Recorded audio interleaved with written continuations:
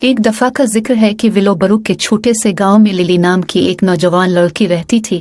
اس کا دل تجسس سے بھرا ہوا تھا اور ایڈونچر کے لیے اٹل خواہش تھی۔ گاؤں کے پرسکون ماحول کے باوجود للی ہمیشہ کسی اور چیز کے لیے تڑپتی تھی، جو کہ موچی پتھر کی جانی پہچانی گلیوں اور آرام دہ کھڑکیوں سے پرے تھی۔ ایک دھوپ والی صبح جب پرندے اپنی خوشگوار دھنیں گا رہے تھے، للی نے فیصلہ کیا کہ اب ایک عظیم مہم پر نکلنے کا وقت آ گیا ہے۔ اس نے سامان کے ساتھ ایک چھوٹا سا ٹھیلا باندھا، اپنے جوتے مضبوطی سے باندھے اور اپنے والدین کو الوداع کیا اور دلفریب کہانیاں شیئر کرنے کے ساتھ واپس آنے کا وعدہ کیا۔ اس کا دل جوش کے ساتھ دھڑک رہا تھا۔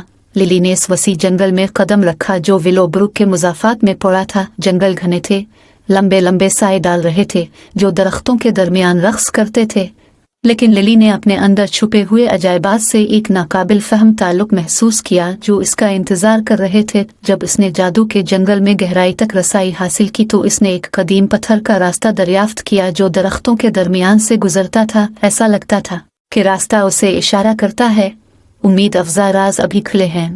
ایک اندرونی کمپاس کی رہنمائی میں اس نے عزم اور فضل کے ساتھ پراسرار پگڈنڈی کی پیروی کی۔